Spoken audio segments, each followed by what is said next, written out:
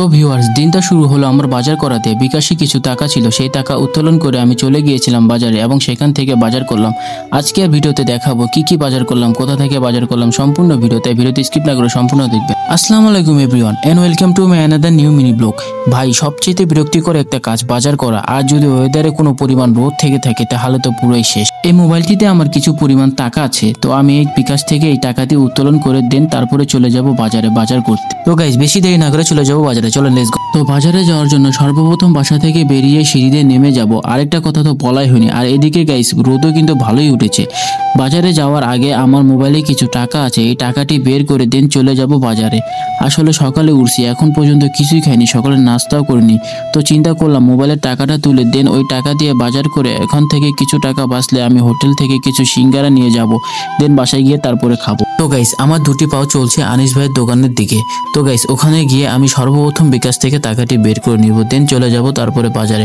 আসলে গাইস, যে কোনো টাকা আমি এখান থেকে তোলার চেষ্টা করি। এদিকে বক বক করতে করতে চলে আসলাম আনিস ভাইয়ের দোকানের সামনে।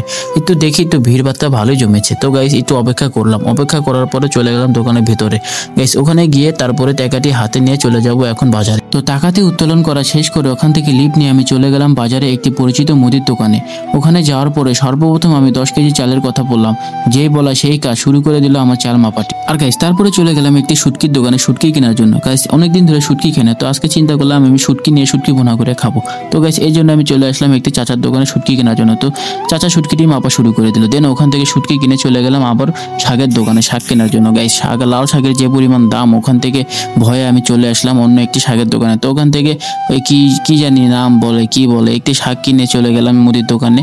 দেন ওখান থেকে সব মাপা শেষ করে গাইস এখন রওনা দেবো বাসার দিকে। বাসায় যাওয়ার আগে দোকানদার আমাকে জিজ্ঞেস করলো, তুমি ভিডিও কেন করছো? আমি বললাম ভিডিও করার কারণ এটা একটি প্রমাণ, যদি কোনো কারণে চাল খারাপ হয়ে থাকে এই প্রমাণটি দিয়ে তোমার নামে মামলা করবো। তো এই কথা বলে দিয়ে আমি চলে গেলাম সিঙ্গারার দোকানে কিছু সিঙ্গারা কেনার জন্য। দেন ওখান থেকে সিঙ্গারা কিনে চলে গেলাম আমার বাসার দিকে। আসলে যে যত কথাই বলুক না কেন, বাবা হচ্ছে বট গাছ, এটা প্রমাণিত হয় যখন এই কাজগুলো আপনাকে নিজেকে করতে হয়। আসলে আমার আব্বু বাসায় থাকলে এসব কাজ আমাকে করতে হয় না, এসব কাজ আমার আব্বুই করে থাকে। আমার আব্বু বাসায় না থাকার কারণে এগুলো আমাকে করতে হলো। আসলে বাবা মা ঋণ কোনোদিন শোধ করা যাবে না, যদি হোক না সেটা জীবন দিয়ে। আসলে আপনারা তো দেখলেন গাইস, এইগুলো আমার নিয়ে আসতে কতটা পরিশ্রম হয়েছে। আর বাজার থেকে সিঙ্গারাগুলো নিয়ে আসলাম গাইস খাওয়ার জন্য। গাইস, সকাল থেকে এখন পর্যন্ত কিছুই খাইনি, তো এই সিঙ্গারাগুলো খাবো। এবং গাইস, এদিক দিয়ে অনেক খিদেও লেগেছে। তো বাজার থেকে আমি নিয়ে আসছিলাম গাইস শুটকি, 10 কেজি চাল, সাবান এবং অন্যান্য সামগ্রী। তো গাইস, আজকের ভিডিওটা এ পর্যন্ত। সবাই ভালো লাগলে অবশ্যই লাইক, কমেন্ট এবং শেয়ার করবেন। তো ভালো থাকবেন, আল্লাহ হাফেজ, বাই বাই।